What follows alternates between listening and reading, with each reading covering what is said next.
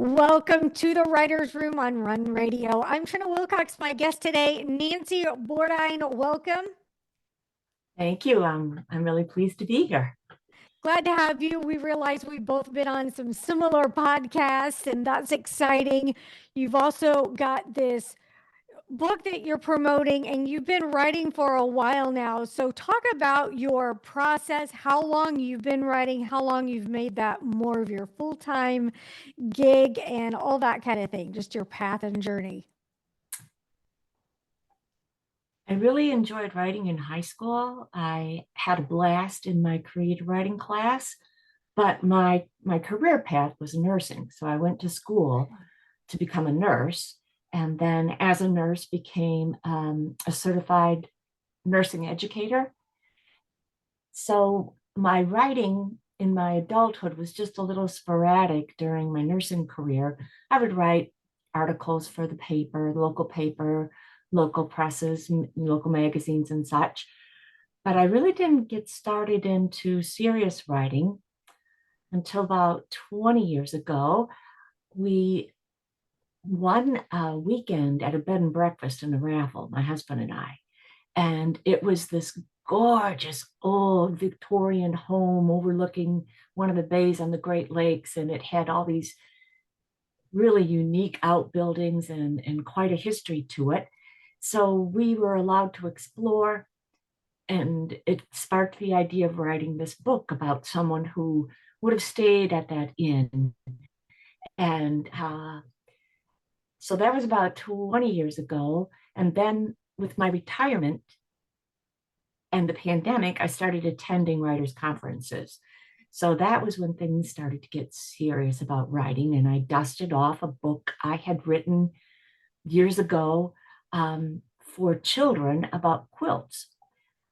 I write about quilts because I was the quilt lady for the area school system for about a dozen years.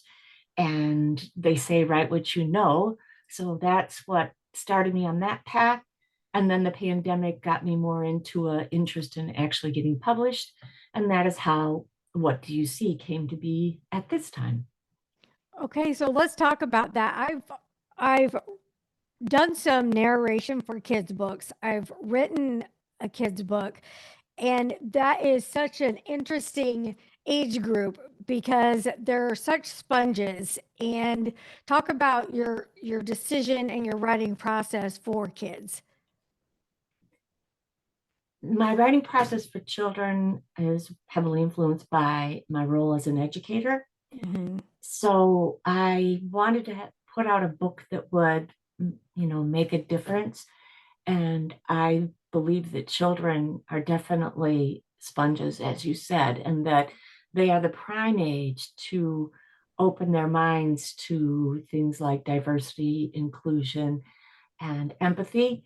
So my book is actually about quilts, but the learning activities in it are a springboard for discussions about appreciating diverse input and opportunities to practice being inclusive. So that's how my this particular book focuses on those attributes and developing those attributes in the 4 to 7 year old range.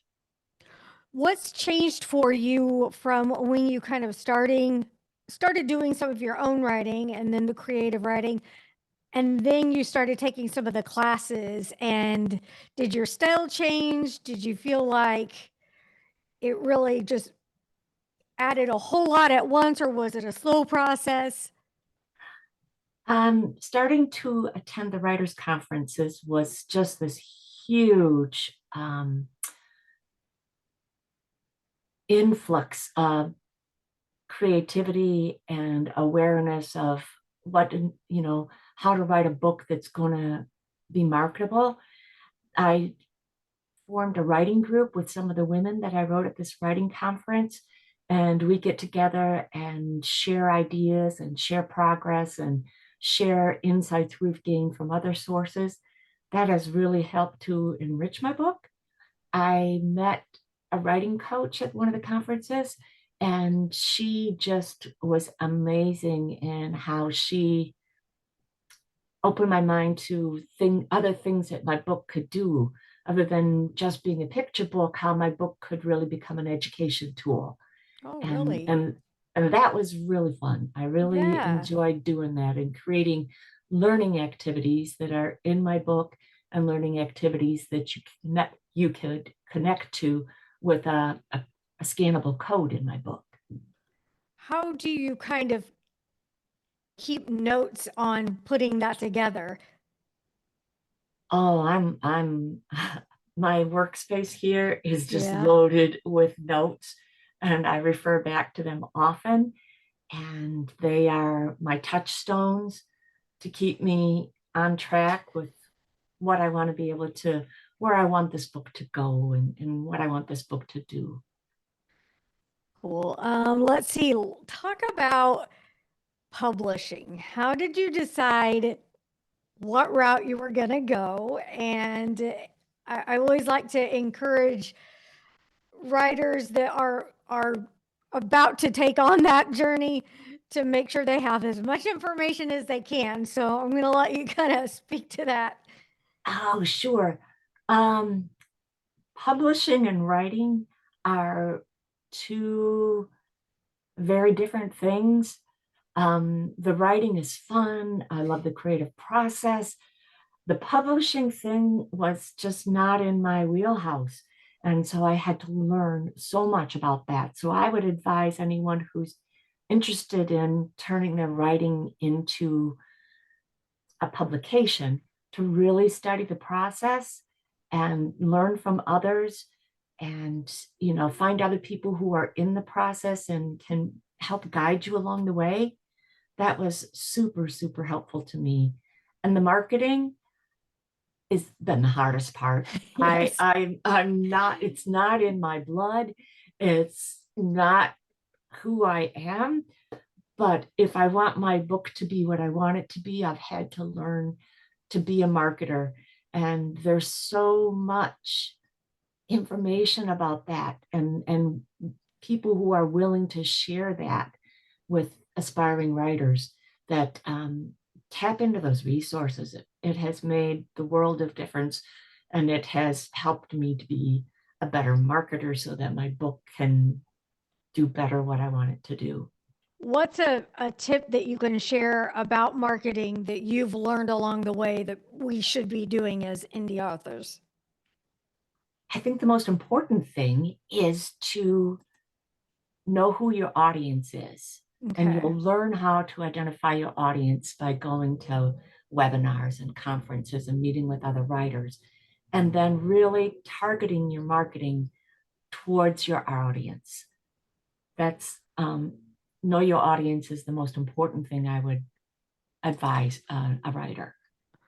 So, in the process of gaining knowledge, you've taken classes, but you've also had some life experience. You've been foster parents, you and your husband, to a lot of kids. So, that's probably helped, fill the cup so you have a lot to pour into your books. Talk about that.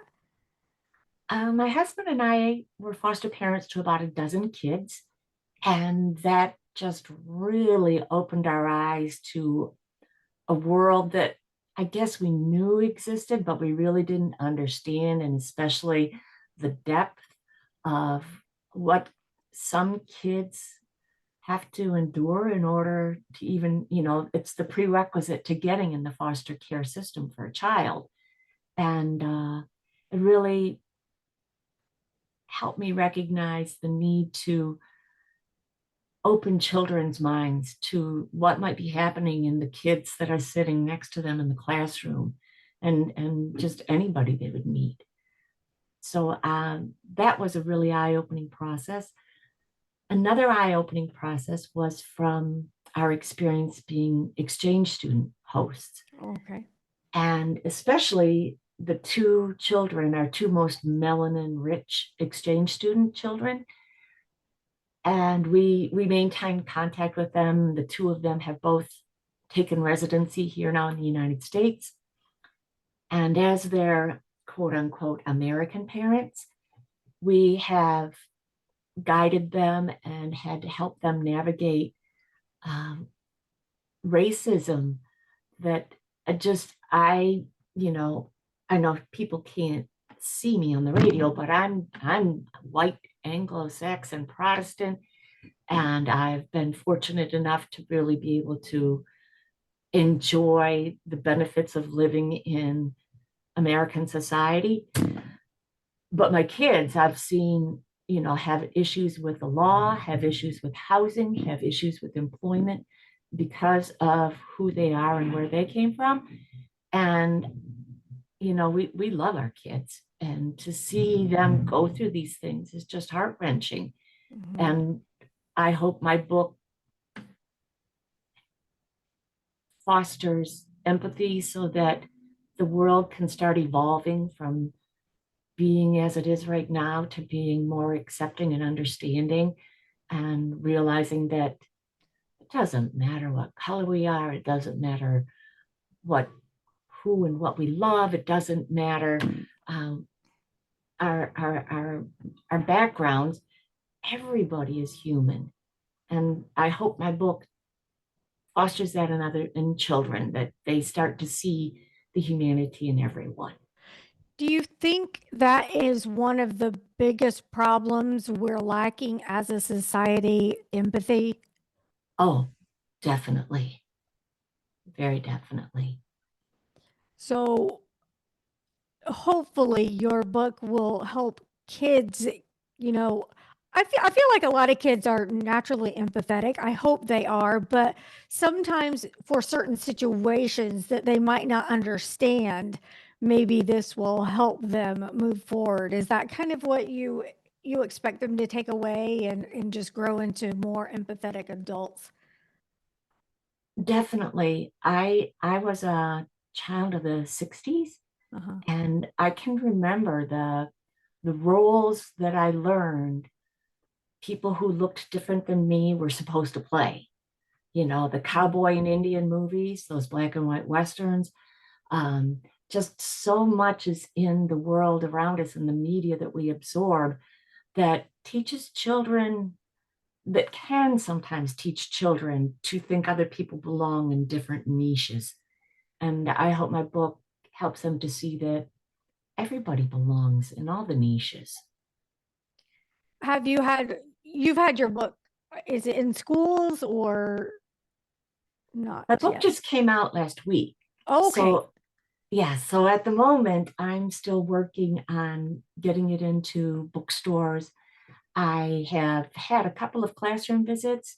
I have a classroom visit tomorrow afternoon, and I'll be speaking at different libraries. And if any school or library or bookshop is looking for an author visit, give me a shout. I'd be really glad. And in my retirement, now we can travel. So Yes. Yes. it, Well earned. So, do you have intentions of creating more children's books? Are you going to try stuff for grown-ups? Where do you want to go with your writing moving forward? moving forward. I want to continue on the vein of exposing the humanity of everyone. Mhm. And I'm already about a third of the way through creating a book for young adults, a historical fiction book, because I'm also a local historian. And this book exposes the culture clash between the native people of where I live and the Indian boarding school system.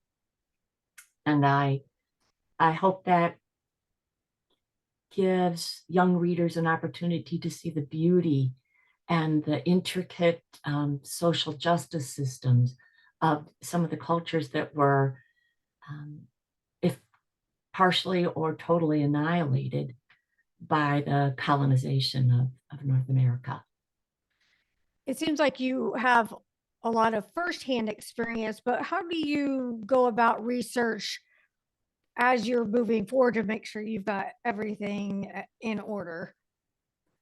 Well, the native people of my area are called the Anishinaabe. So I was really fortunate in my research to come across an organization that fosters Anishinaabe journalists or anyone interested in writing about the Anishinaabe. And they actually had a syllabus on their website that said, if you want to understand us, these are the books that we ask you to read. And those have been my touchstones, the books that I have found and the books that they have recommended have been just wealths of knowledge and information and depth. And that's where I have done a lot of my research is from their syllabus. That's exciting. Where can we go to get your book, and what can we expect moving forward? All right. To find my book, it is available to booksellers through Ingram. You can go to Ingram and do wholesale publishing or wholesale purchasing through them. For individuals, you could go to any indie bookstore and ask them to order my book for you, or it's also available on Amazon. Excellent. So when I started my book and I was researching titles, at that time, the title, What Do You See, was not out there for children. So I used that title with the subtitle. We added a subtitle to help be more specific with my book. So if you go to Amazon and you type in, what do you see, you're going to get a whole handful. But if you go to Amazon and type in my author name, Nancy Bordine, then my book will show up. Or you can put in, what do you see, comma, quilts, and my book will show up that way. Very exciting. I hope you'll come back and share next for your next project moving forward. I think it's going to I would be love really that. exciting. Yes, I'd love it too. Thank you so much for sharing your time, and come back. All right. Thank you, Trina. Thank you.